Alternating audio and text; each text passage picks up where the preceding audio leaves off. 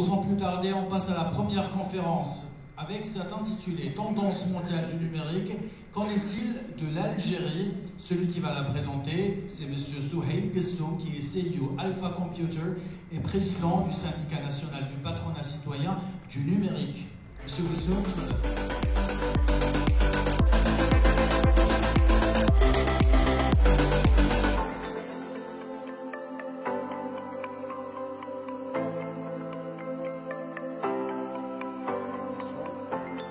Assalamu alaikum. Bismillah, wassalatu wassalamu ala rasulillah. Je vous remercie d'être là tous. C'est difficile de passer après le fort message de Monsieur le Président. Donc je vais essayer de maintenir cette tendance. Et je vais vous parler aujourd'hui de tendance du numérique. Où va le numérique et où en est l'Algérie par rapport à tout cela? Avant le digital, il y avait des entreprises. Excusez-moi, est-ce que je peux avoir un micro pour me déplacer, non? S'il vous plaît.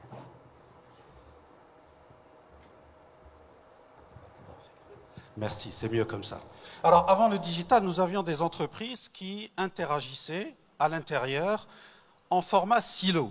Ça veut dire chaque département avait du mal à communiquer avec un autre département. Et cet état de fait, cet état de silo, empêchait un développement fort de l'entreprise. Puis est arrivé...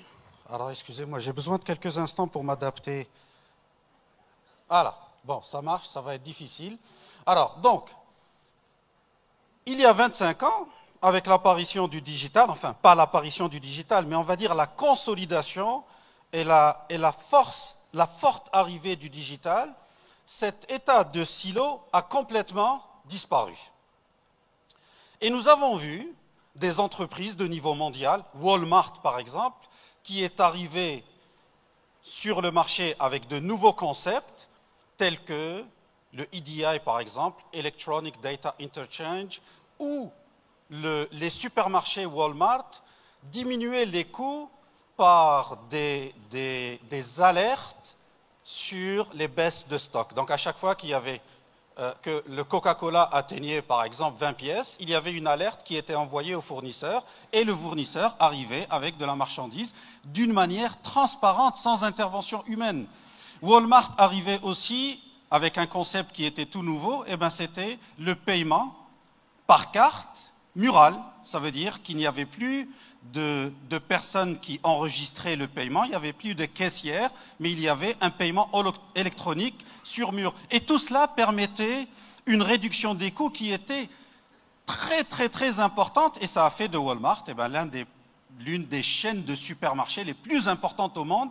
Et figurez-vous que l'ingénieur de ce changement s'appelait Kevin Turner, qui était le DSI de Walmart. Kevin Turner a été immédiatement recruté par Steve Ballmer à l'époque, qui était le CEO de Microsoft, et il est devenu Chief Operating Officer chez Microsoft, pour imaginer un peu la force du travail qu'avait effectué Kevin Turner. Ensuite, il y a eu une entreprise qui s'appelait Dell. Dell est arrivé avec son customization model, ça veut dire que nous pouvions aller en ligne. Encore une fois, positionnez-vous il y a 25 ans, pas aujourd'hui, pour voir la force de ce qui apparaissait. Donc Dell est arrivé en nous offrant la possibilité de faire le montage de notre ordinateur en ligne, d'effectuer le paiement et de recevoir notre ordinateur 48 heures ou 72 heures après. Et c'est comme ça que Dell est devenu le numéro 1 des ventes aux États-Unis très rapidement. Et ensuite, nous avons eu, je crois qu'il faut que je l'oriente quelque part pour que ça marche bien, voilà. Alors. Ensuite, nous avons eu Starbucks avec son café, et alors, donc, mais Starbucks, c'était beaucoup plus que du café, c'était vivre une expérience chez Starbucks par le café. Et il y avait cette signature électronique de la torréfaction du café qui arrivait sur le marché, concept totalement imaginé par Starbucks. La force des systèmes d'information à l'époque était une révolution parce que ça révolutionnait le fonctionnement de l'entreprise. Ceci était il y a 25 ans. Aujourd'hui, le digital aujourd'hui, alors, Je vais y arriver, je vais y arriver. Nous parlons aujourd'hui d'intelligence artificielle avec tous ses composants. Internet of Things, donc l'Internet ou les objets connectés. Nous appelons ça les objets connectés. Il y en a 30 milliards aujourd'hui à travers le monde. Alors, nous avons le machine learning, donc toujours un composant de l'intelligence artificielle, faire en sorte que la machine apprenne le raisonnement humain grâce à des itérations de processus et commence à réfléchir comme l'être humain, mais avec une puissance bien plus forte. Nous avons aussi ce qu'on appelle le Natural Data Processing, avec ces deux composantes, Natural Data Understanding et Generation.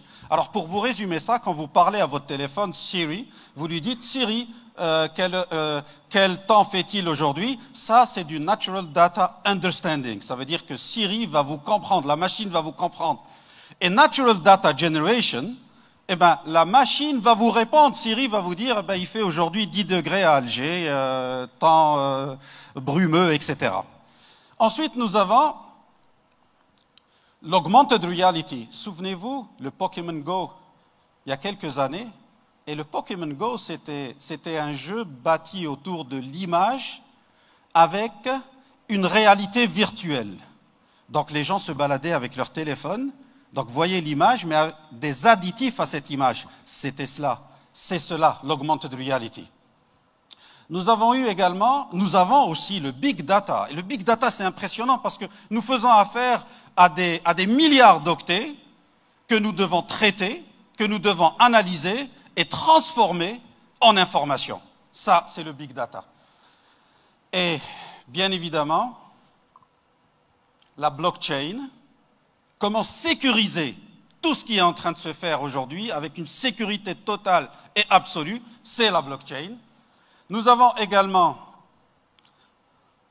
la cryptocurrency ou la crypto-monnaie, la monnaie virtuelle. Et vous allez voir que dans quelques années, nous allons y arriver, il n'y aura plus, du moins c'est ce que je pense, il n'y aura plus de monnaie physique, il n'y aura que de la monnaie virtuelle. Vous voyez un peu la place qu'est en train de prendre le Bitcoin, le Doge, le BTL, etc. C'est un monde extraordinaire.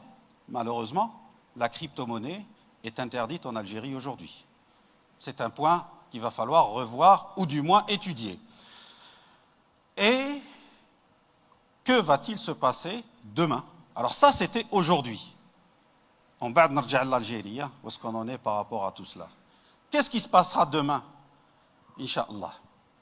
Les tendances selon Gartner. Alors Gartner est un cabinet très respectable et qui présente des tendances très intéressantes. Est-ce qu'il y a moyen de me changer le pointeur, s'il vous plaît? Bon, s'il y a moyen, ça m'aiderait beaucoup. Alors, selon Gartner, il y a 3 tendances qui se dégagent. People centricity, ça veut dire le tout articulé autour de l'individu, où l'individu est le central de toute évolution. Location independence, ça veut dire que la location n'a plus de signification. Vous pouvez être où que vous vouliez, ça ne changera rien à votre travail, à votre performance. Et resilient delivery, c'est vraiment exécuter, performer, quelles que soient les conditions. Et c'est un concept qui est apparu avec la Covid, parce que vous savez quelles étaient les conséquences de la Covid, les conséquences néfastes. Aujourd'hui, avec resilient delivery, Covid, pas Covid, l'entreprise doit performer, l'individu doit performer. Alors, commençons par People Centricity, et je vais aller très vite sur cela. Et nous allons parler de Internet of Behavior, qui est bâti autour de la géolocalisation, reconnaissance faciale. Et je vais donner un exemple pour que cela paraisse concevable. Regardez, vous entrez dans un centre commercial, la caméra va vous reconnaître, va faire une analyse faciale de votre visage, elle va vous reconnaître et elle va faire le suivi de votre comportement à l'intérieur du centre commercial.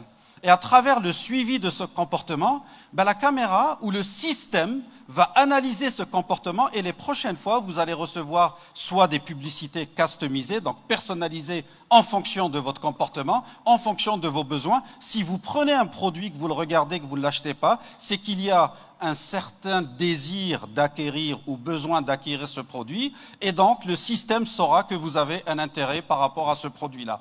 C'est un peu l'Internet of Behavior, l'Internet du comportement. Ensuite, il y a ce qu'on appelle la Total Experience. Et la Total Experience est bâtie autour du Customer Experience, User Experience et Employee Experience. Alors, ou plus simplement Multi-Experience. Regardez, pendant le Covid, il y a des entreprises, notamment les entreprises de télécom, qui ont mis en place des systèmes. Alors, vous vous inscrivez parce que vous avez besoin d'aller dans une agence de votre opérateur télécom.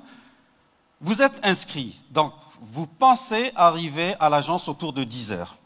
Lorsque vous êtes à 100 mètres de l'agence, vous allez recevoir une notification qui va vous dire vous êtes à 100 mètres de l'agence, patientez encore 5 minutes avant d'entrer au niveau de l'agence. 5 minutes après, vous recevez une autre notification qui va vous dire vous pouvez entrer à l'intérieur de l'agence et vous allez passer dans 2 minutes. Pourquoi? Parce qu'avec les contraintes du Covid et de la distanciation, on ne peut pas avoir au-dessus d'un certain nombre de personnes à l'intérieur de l'agence. Donc, le customer est protégé, l'employé est protégé et le user est protégé. C'est la total experience. Merci beaucoup. Merci.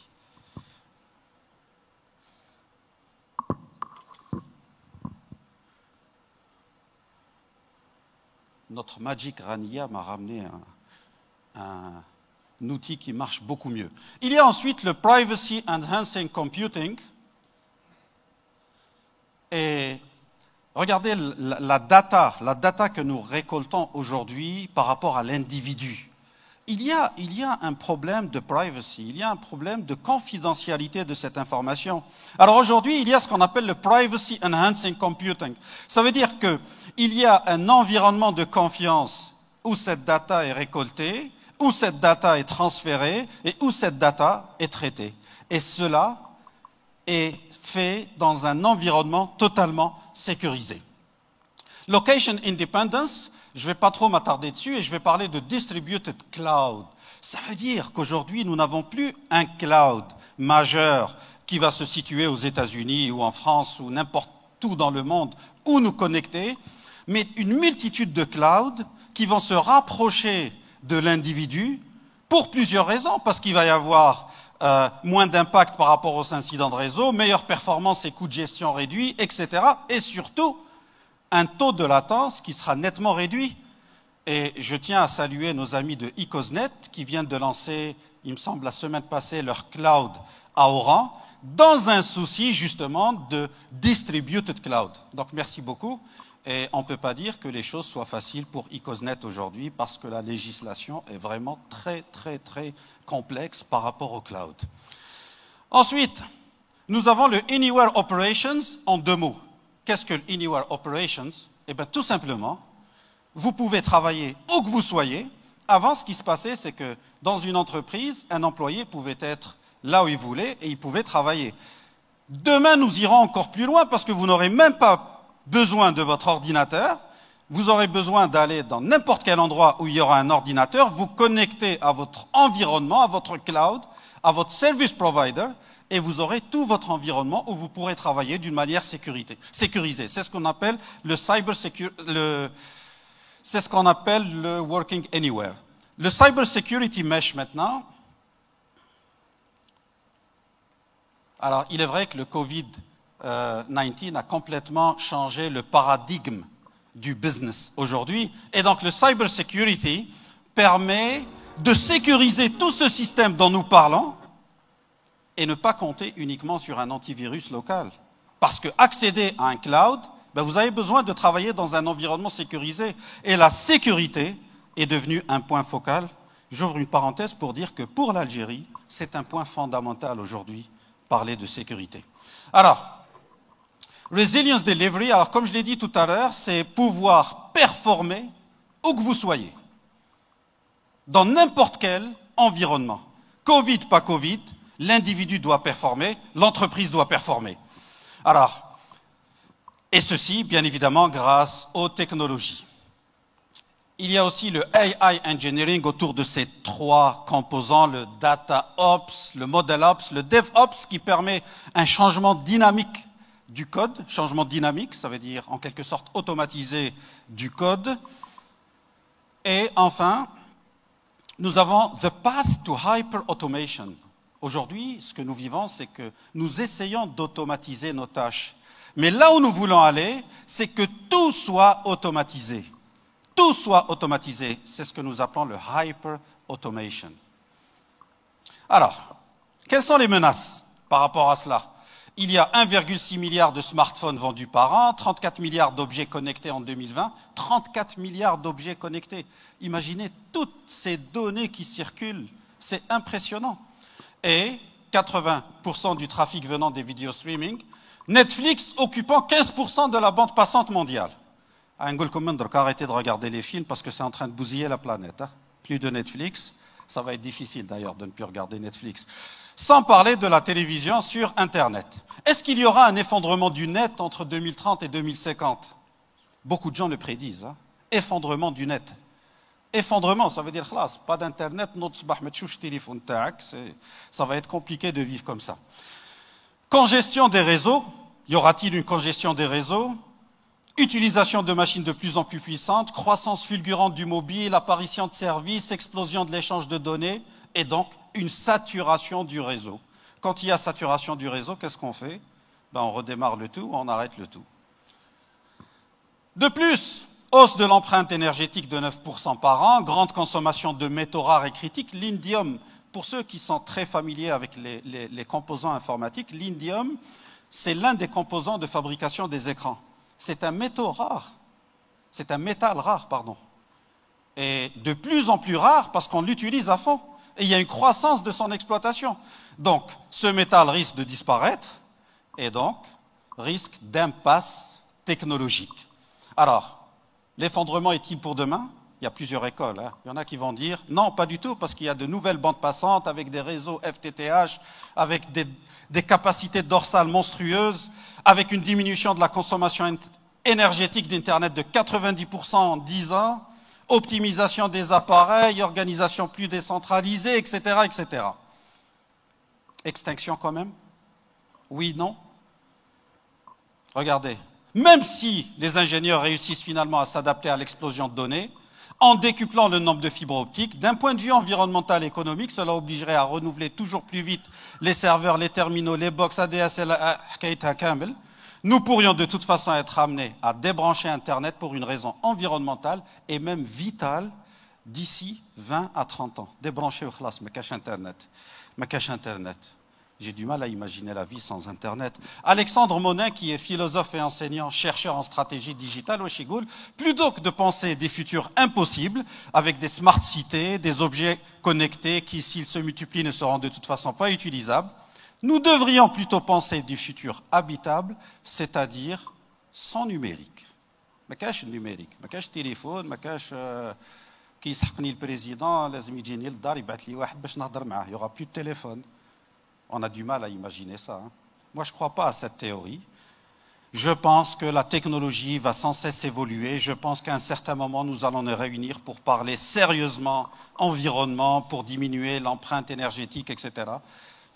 Ce sera plus fiable. Algérie, venons-en à notre pays. Permettez-moi, je vais parler avec passion. Donc, si je dis des choses, c'est par passion. Ce n'est pas par... C'est parce que Raïdatni Bladi, parce que j'ai envie que les choses changent, parce que je vois ce qui se passe à l'international et Wallah, ça me rend malade. Donc je vais parler du fond du cœur. Prenez-le, M. Guissoum a beaucoup de passion, Adamakan, pas autrement. Alors, optimisation d'une infrastructure numérique, j'ai choisi un modèle qui a été établi par Microsoft, qui définit le classement des entreprises.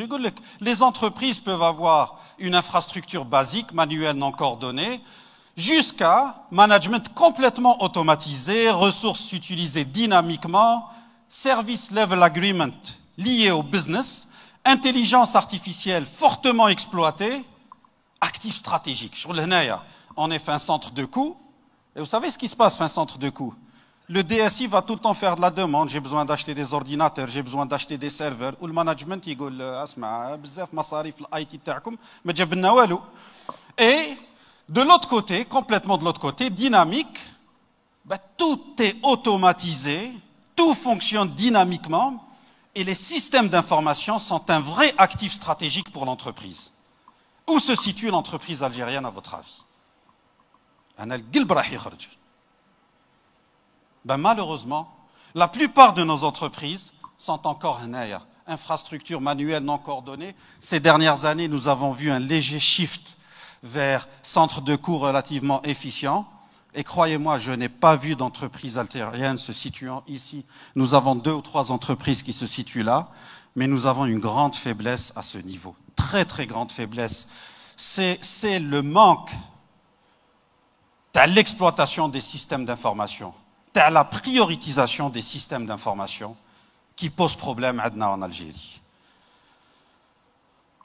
Regardons un peu un comparatif des PIB. Les TIC représentent 6 à 7% du PIB au Maroc, 7,5% en Tunisie, 3 à 4% en Algérie, 3 à 4%, sachant que la moyenne mondiale est de 15,5%, 21,6% aux États-Unis, 30% du PIB en Chine. Là, on est encore à 3 à 4%. Allège, pourquoi? Qu'est-ce qui empêche le développement? Faible bande passante, oui, faible bande passante. Attention. Depuis une année, il y a quand même beaucoup d'améliorations. Ça reste insuffisant, on avance. Mais allez, la bande passante, on va dire que nous avançons. Faible interconnexion. Les services ne sont pas interconnectés. On a le passeport biométrique. Très bien, passeport biométrique. On va parler de carte d'identité biométrique. Et je crois que M. Henni, qui est le père de ce projet, est dans la salle, et je l'en remercie vivement parce que c'est lui qui a initié tout cela. Aujourd'hui, la carte biométrique, c'est le moment d'utiliser ce numéro d'identifiant unique. Si on ne l'utilise pas, à quoi ça sert d'avoir une carte d'identité biométrique? C'est la passion, c'est la passion. Surtaxation des produits informatiques. Est-ce que c'est normal que nos pays voisins payent 2,5% sur l'ordinateur? Là, on paye 30%, plus 30% de TIC, plus 19% de TVA. Comment acheter un ordinateur ou un serveur dans ces conditions? Vous trouvez ça logique? Ce n'est plus le cas. Trop forte régulation, omniprésence et blocage de la RPCE. Vous voyez, le pointeur, Wi-Fi ou la Bluetooth, j'ai besoin d'une autorisation de la RPCE pour l'importer. Une autorisation qui va me prendre peut-être 1 mois. Et soyons sérieux, Jama'a. Non, c'est pas sérieux. Là, je vais pleurer. Soyons sérieux.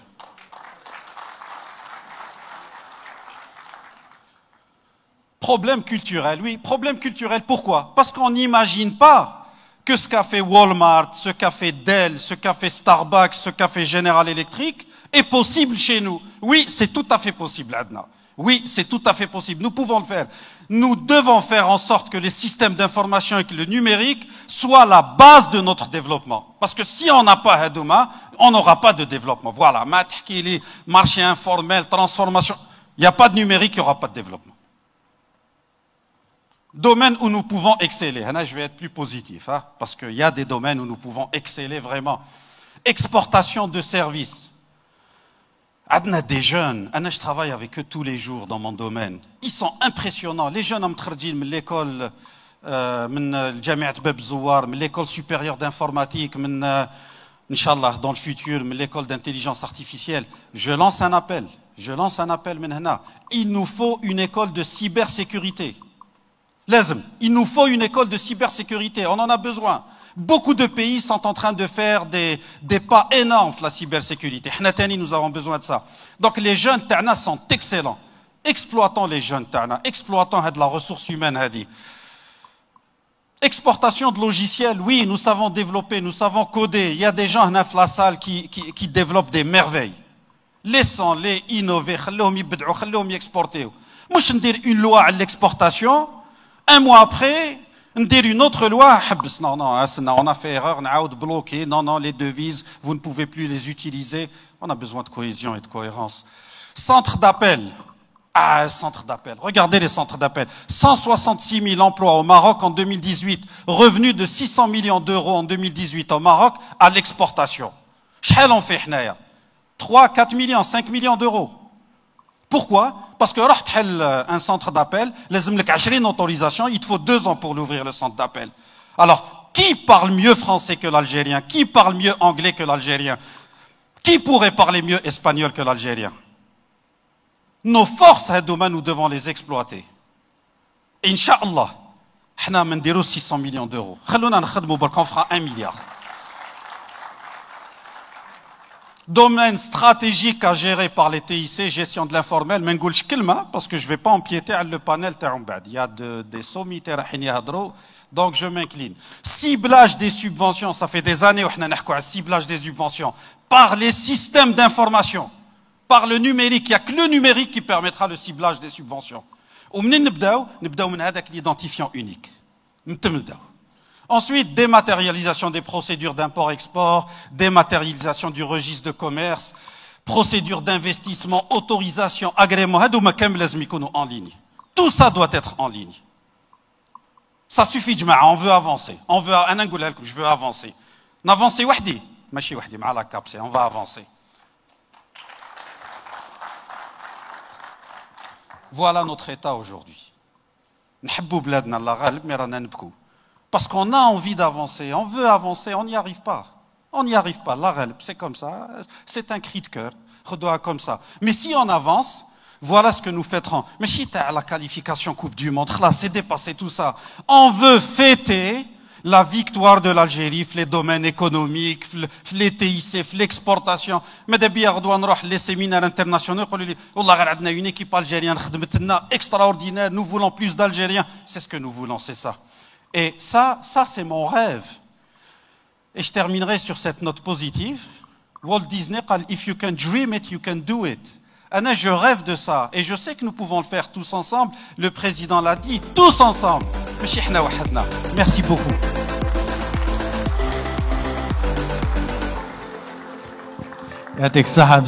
Merci pour cette présentation exhaustive, une belle présentation des tendances mondiales du numérique. Et on a entendu votre cri du cœur à la fin.